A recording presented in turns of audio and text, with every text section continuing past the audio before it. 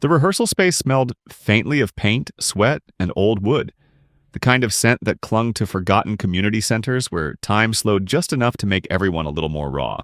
It was a large hall with dusty curtains that hadn't been washed in years and faded velvet seats pushed aside to make room for movement.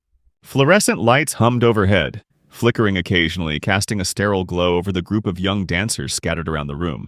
They wore mismatched athletic wear and oversized headphones draped around their necks, sipping from reusable water bottles while scrolling through their phones. In the center of it all stood Monica Hill, the 30-year-old director with striking cheekbones, sleek black eyeliner, and a voice that never wavered. She moved like someone who believed the world owed her space. Loud, fast, and always 10 seconds ahead of everyone else. At 25, Grace Taylor didn't look like someone who belonged there. She was too soft around the edges, too quiet, too still. Her beauty wasn't the kind that tried to draw attention.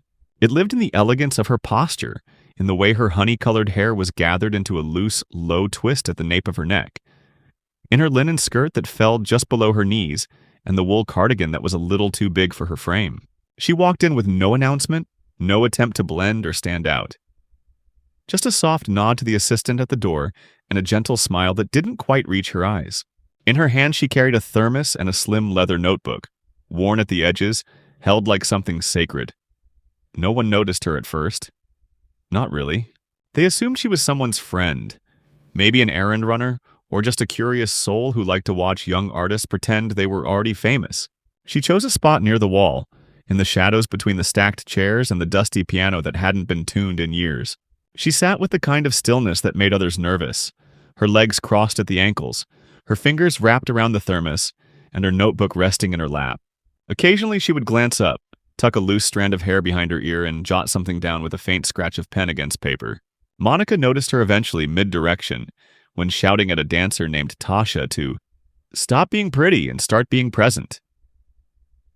Her gaze flicked toward the wall, and for a moment, a subtle irritation crossed her face. She leaned over to her assistant, whispered something about another passive observer who thinks watching is the same as understanding, and then returned to the chaos with even more bite in her voice. Rehearsal resumed with loud music and stomping feet. The group launched into their most aggressive scene, an abstract, emotionally charged physical piece full of rapid-fire transitions, collapsing bodies, and near-violent partner work. No one questioned the safety, not even when elbows flew past noses and shoulders collided. It was all for the art, all for the competition next month, the one that could finally put Monica's name on a map that mattered. In the midst of this reckless momentum, a poorly timed lift sent one dancer spiraling sideways. He stumbled off his mark, tried to regain balance, but his elbow swung wide and hit Grace squarely across the side of her face. It wasn't theatrical. There was no scream, no gasp. Just the dull thud of bone against bone, a slight pause in the music, and Grace's body folding quietly to the floor. The room froze for a beat too long, like a collective inhale that forgot how to exhale. Monica didn't move. The dancers looked at each other, unsure, awkward. No one ran to her. No one helped. Grace, lying there, eyes closed for a second, pressed her hand lightly to her cheek, then sat up slowly, brushing off the cardigan. She didn't make a sound. She didn't cry. She stood, steadied herself, picked up her notebook and thermos, and with a simple nod to no one in particular, walked out of the room. The heavy doors closed behind her with a soft click. Someone laughed nervously. Monica rolled her eyes. If she wanted safety, she should have stayed in the audience, she muttered. And just like that, rehearsal continued, the fall already forgotten, or at least pushed to the edge of memory. Just another nameless face who couldn't handle the realness of what they were doing. No one knew her name. No one asked. Not yet. The next day started like any other inside the rehearsal space, but a slight chill hung in the air, despite the humming radiators and the body heat that usually warmed the room by the first hour. Monica arrived late as usual with 2 coffees in hand and an untouchable energy that flickered between brilliance and hostility. The dancers were already stretching, half awake, some groaning through sore backs and knees, others still in their own worlds, earbuds in, lost in playlists designed to drown out the world. There was no mention of the incident from the day before. Not a single person brought it up. The boy who had accidentally struck the woman, Lucas, looked visibly tense. checking the corners of the room more than once, as if expecting someone to reappear and accuse him of something he couldn't explain. Monica, on the other hand, had already buried it deep under layers of denial and indifference. She clapped her hands, barked warm-up instructions, and forced everyone back into motion, back into sweat, back into the curated chaos that made her feel like she was in control. Still, something in the rhythm of the morning felt off. Rachel, the lighting assistant, quiet, observant, often overlooked, seemed distracted. She kept glancing toward the door, then back at her clipboard, then back at the door again, as if waiting for something. Or someone. At one point, during a pause between scenes, she approached Monica hesitantly. "Hey, do you know who that woman was yesterday? The one who got hurt?" Monica didn't look up from her notes. "Somebody's aunt, I guess. Maybe she was scouting for her yoga club." "Why?" Rachel paused, choosing her words carefully. "It's just, she seemed kind of familiar, like I've seen her before. Somewhere." Monica finally looked up, her tone turning instantly sharp. "Rachel, this is a rehearsal space, not a nursing home. If someone gets too close to flying limbs, that's on them, not us. We don't have time to babysit curious strangers." Rachel nodded, retreating back into herself, but the unease lingered. Later that afternoon, Monica made her way down the hallway toward the admin office to collect the updated rehearsal schedule. The door was ajar, voices murmuring inside, names being mentioned. One caught her ear, Grace Taylor. Monica froze for a second, frowning. It took her a moment to remember. That was the name on the notebook, barely visible in the scuffed leather when the woman had picked it up off the floor. The conversation inside continued, oblivious to her presence. "She's confirmed. Friday morning, she's observing the final sessions, then she'll submit evaluations directly to the board. They trust her instincts more than anyone else's," said a voice Monica recognized as the festival coordinator, Miss Dreyfus. "She's been brought in as an independent adjudicator, completely impartial, which means no influence, no persuasion, no ego games." The other voice laughed lightly. "Good luck with that, considering who's in this building." Monica backed away silently and returned to the hall, a knot forming in her chest. She didn't say anything for the rest of the afternoon, but her mind was spinning, clawing at the possibility that the quiet woman in the cardigan was someone who mattered. Someone whose opinion actually counted, not just a bystander who wandered too close to the stage. But that couldn't be. She was too unremarkable, too plain. She had no entourage, no clipboard, no sharp-edged aura of authority. People like that didn't enter rooms unnoticed, and they definitely didn't leave them without making declarations. Still, that name, Grace Taylor.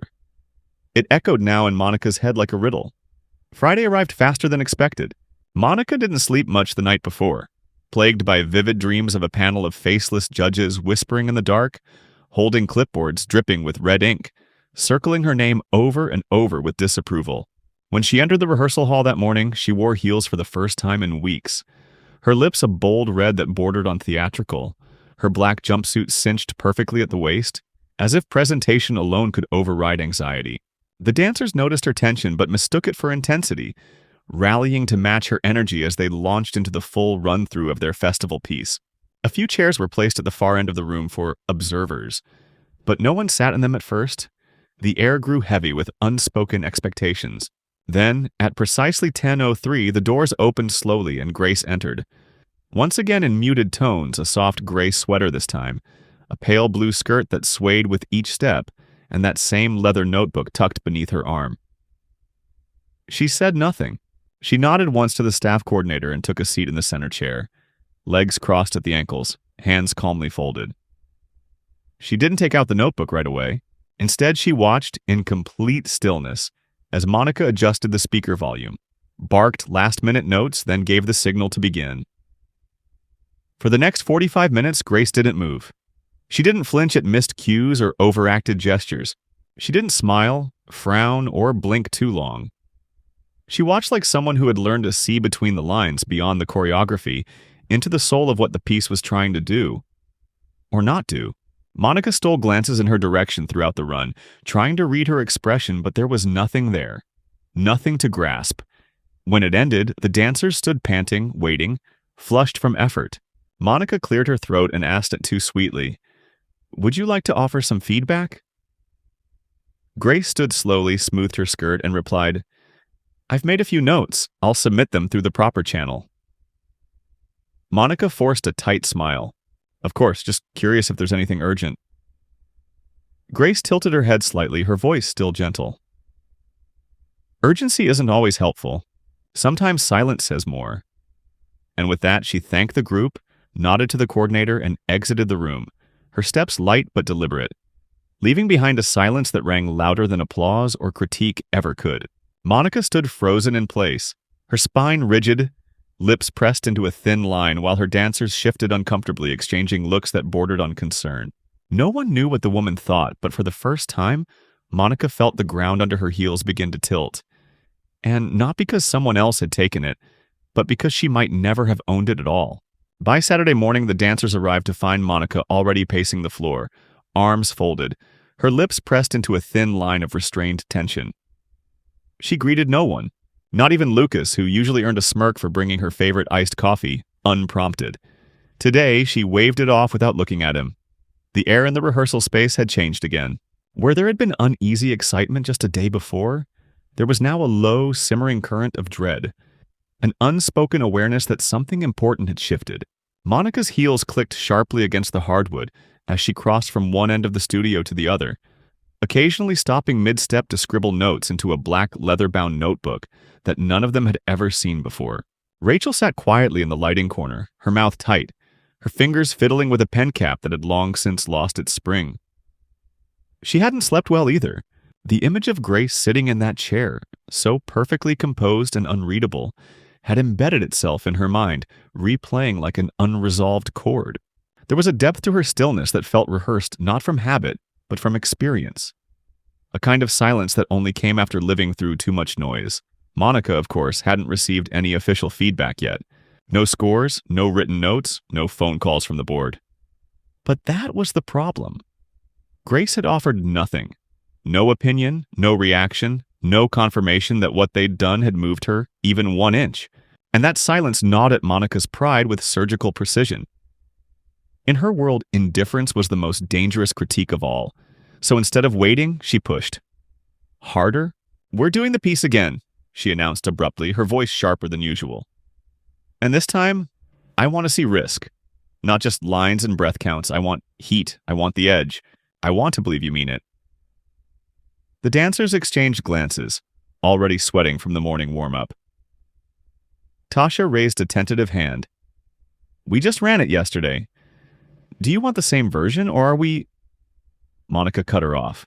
"If I wanted the same version, I'd watch the playback. I want truth, not recitation." She clapped twice. Places! The music started again, louder than before, almost aggressive, and the group launched into the piece with renewed force. This time the movements were sharper, heavier, nearly violent. Where Grace had once threaded through the choreography like ribbon, now came something else. Raw, strained, erratic. The lifts looked rushed, transitions rough. Monica didn't stop them. She watched, arms crossed, jaw set, demanding more with her silence. The climax arrived too early. The energy peaked before the final sequence, and by the end they were gasping, sweat pouring down foreheads and necks, bodies twitching with muscle fatigue. Monica said nothing for several seconds, letting the silence do the work. Then, finally, better, but not enough. Lucas, chest heaving, leaned against the mirror. "What exactly are we missing?" he asked, not defiantly, just exhausted. Monica turned to face him. "Fear," she said. "That's what this piece is about. Fear of failure. Fear of being ordinary. If it doesn't scare you to perform it, then it won't mean anything to anyone else." Her words hit harder than intended. The younger dancers looked at one another uncertainly. Rachel stood, slowly walking over from her corner, clipboard in hand. "Monica, do you really think pushing them this hard?" Monica didn't let her finish. "Rachel, with all due respect, you're the lighting assistant, not the emotional barometer of this cast. If you have suggestions on bulb intensity, I'll gladly hear them. Otherwise, please stay in your lane. Rachel flinched as if slapped, the room falling into a tense quiet. Tasha looked down at her shoes. Lucas muttered something inaudible under his breath. Monica noticed. What was that? He shook his head. Nothing. Monica stepped forward, her tone flat and dangerous. No, please, enlighten us. Lucas didn't raise his voice. He just looked at her and said, She's not afraid. That woman. Grace. That's what you can't stand. She's not afraid of you, and we are. That's the real difference. His words hung in the air like smoke, dense and unmovable. For the first time in weeks, Monica had no reply.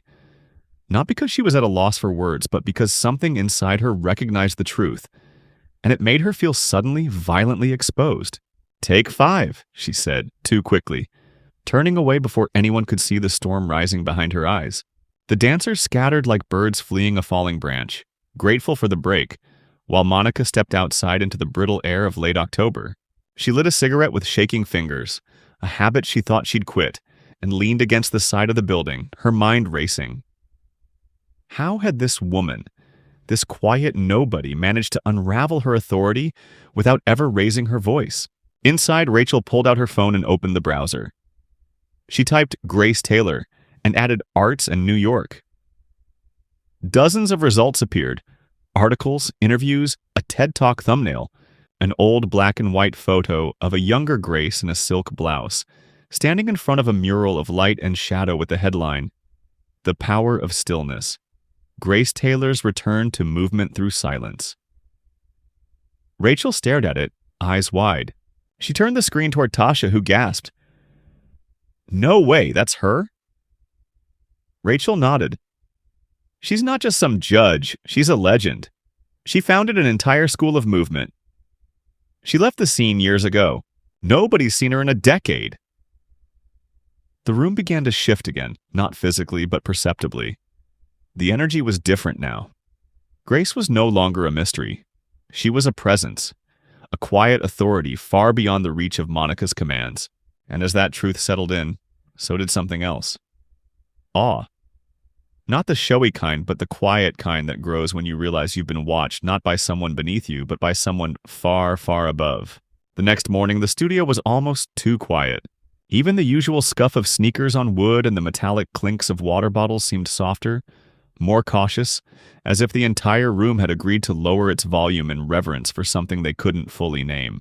The dancers arrived in silence, dropping their bags by the wall, stretching wordlessly, stealing glances at one another as if to confirm that yes, yesterday had really happened.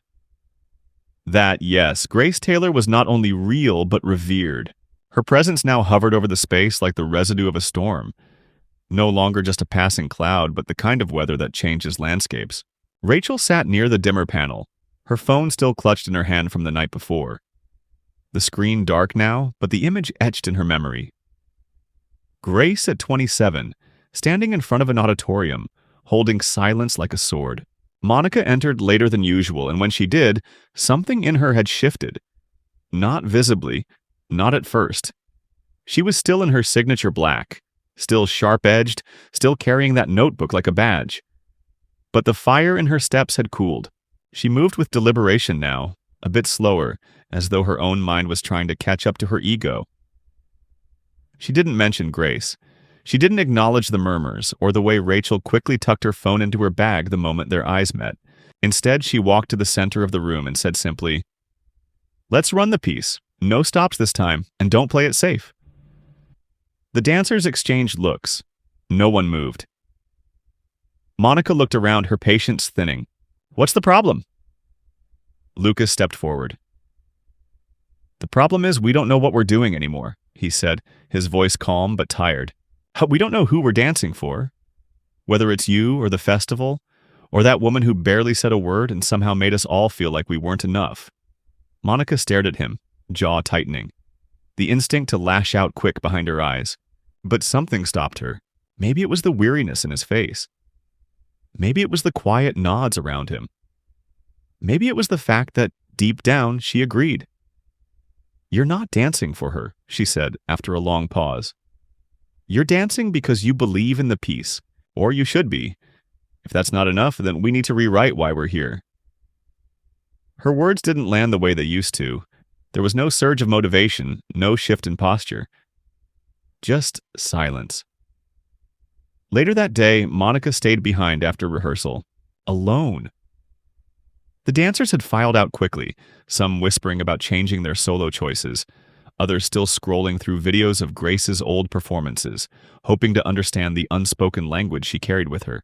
Monica stood by the mirror watching her own reflection, studying the line of her jaw, the way her arms fell stiff by her sides. Then, slowly, she picked up her phone and dialed a number from memory. When the voice answered, she said only one thing. "I need a meeting." With her.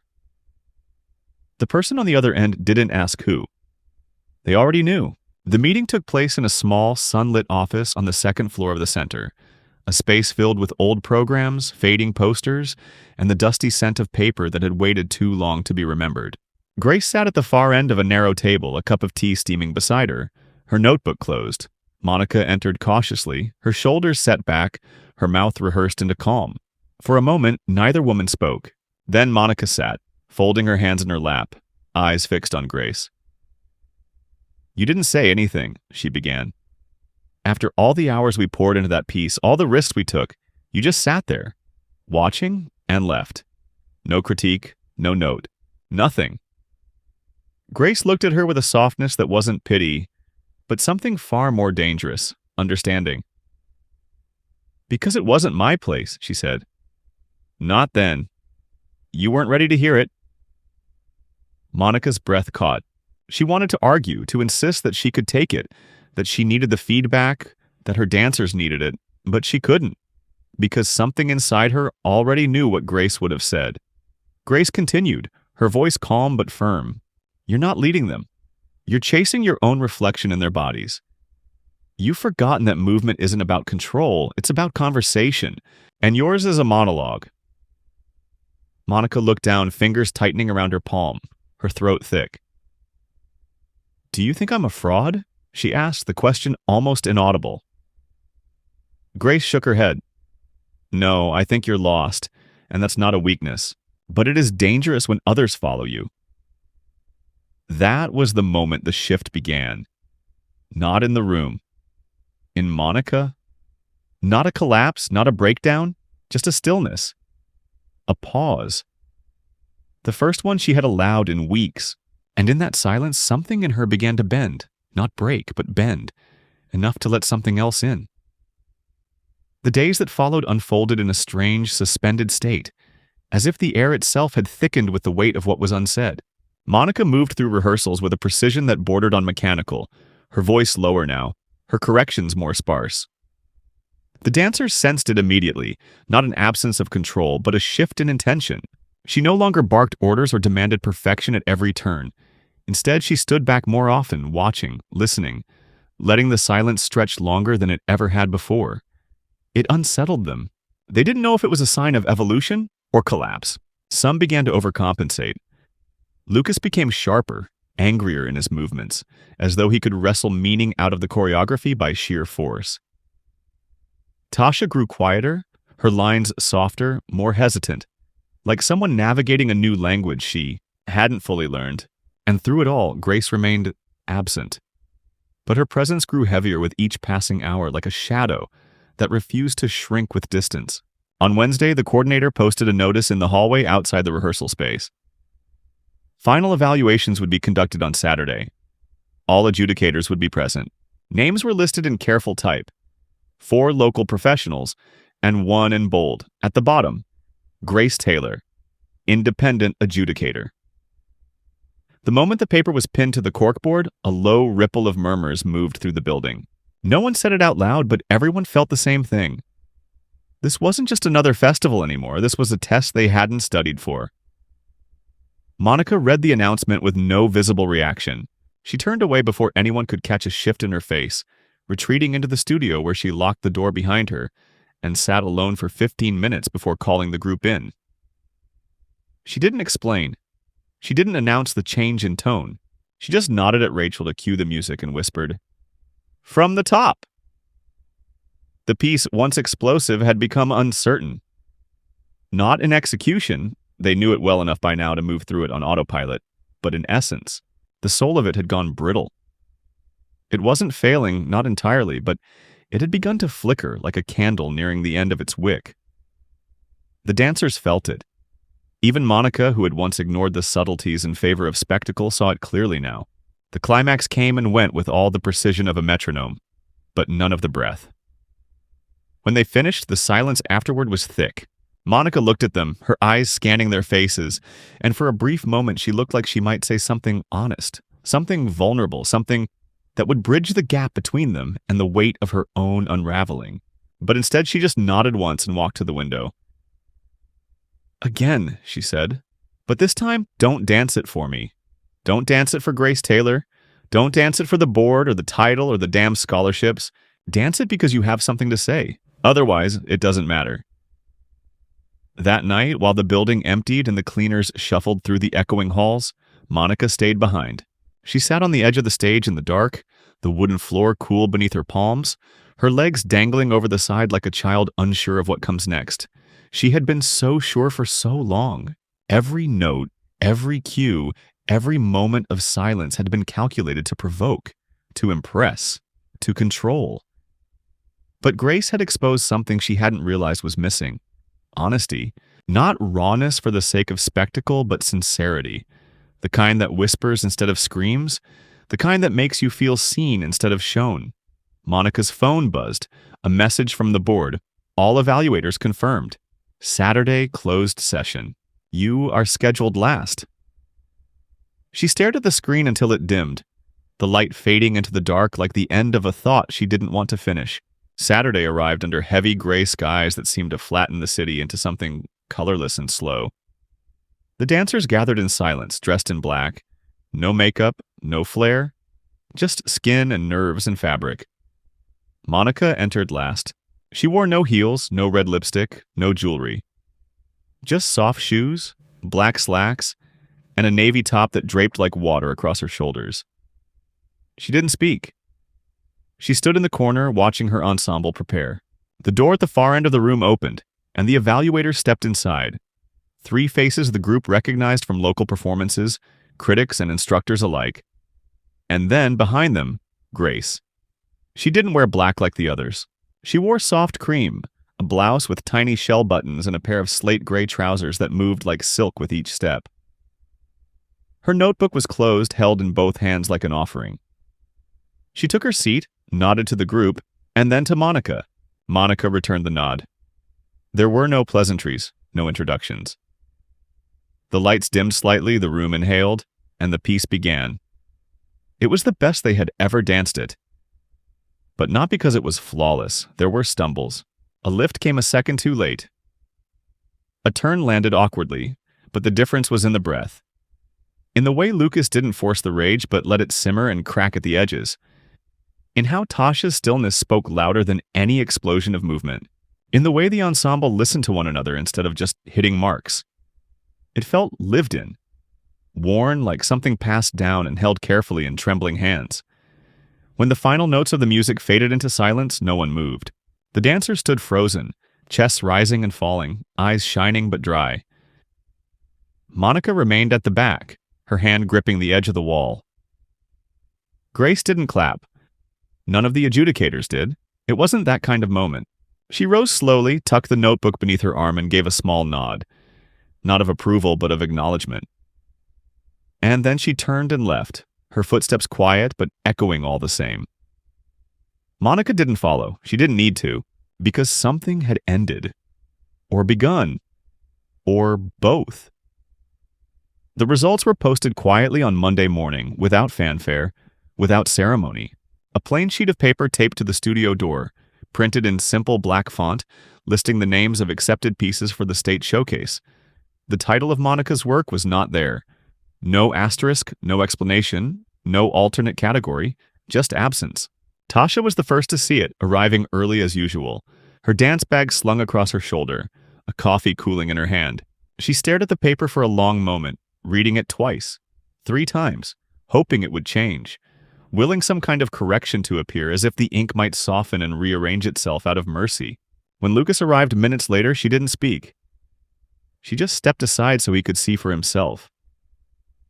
The look on his face mirrored hers. Blank at first, then confused, then quietly, deeply stunned. Others trickled in, one by one, their footsteps hesitant, their silence growing heavier by the minute. By the time Monica arrived, the room was already full of still bodies and lowered eyes. She didn't need to approach the paper to know. She saw it in their posture, in the way none of them turned to greet her, in the way Rachel stood off to the side, arms folded, her jaw clenched like she was holding back a scream she didn't want to own. Monica said nothing. She walked to the center of the room, placed her bag on the floor, and looked at her dancers. Her throat tightened, but she forced her voice into something that resembled composure. "We gave everything," she said, "and sometimes even that isn't enough." No one replied. No one moved. Lucas finally spoke, his voice steady. "Do we get to know why?" Monica hesitated. She'd been asking herself the same question for 2 days.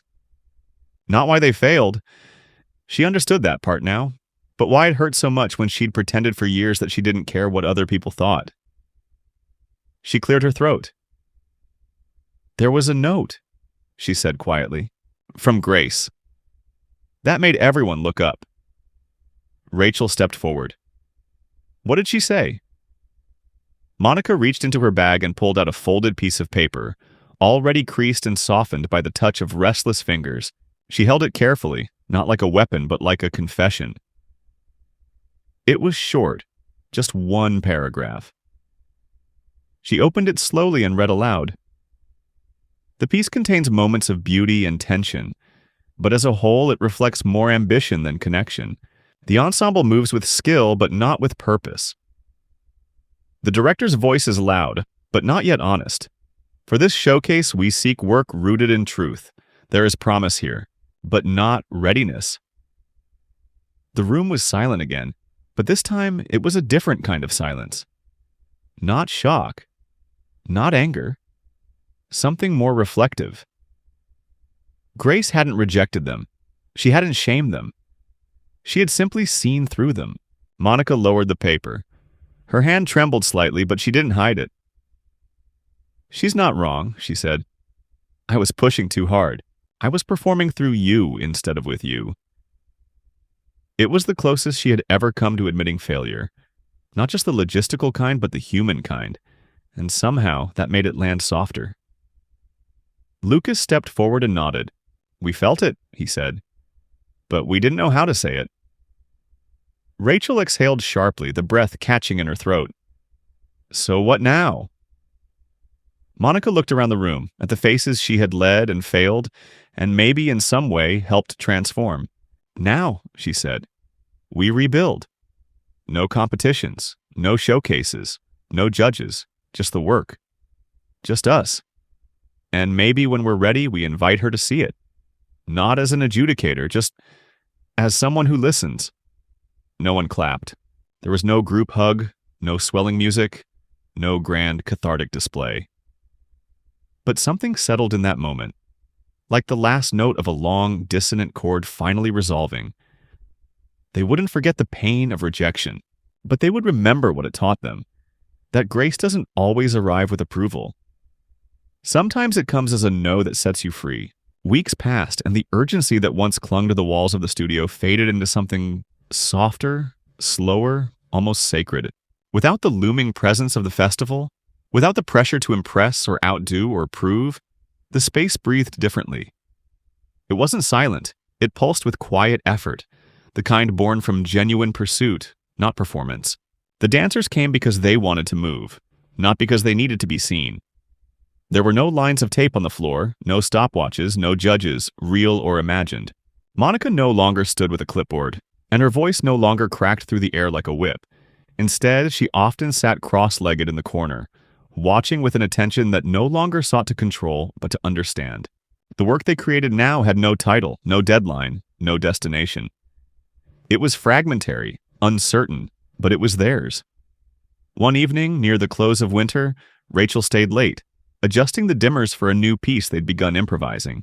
The others had already left, their laughter trailing down the hallway, shoes slung over shoulders, scarves wrapped tight against the cold.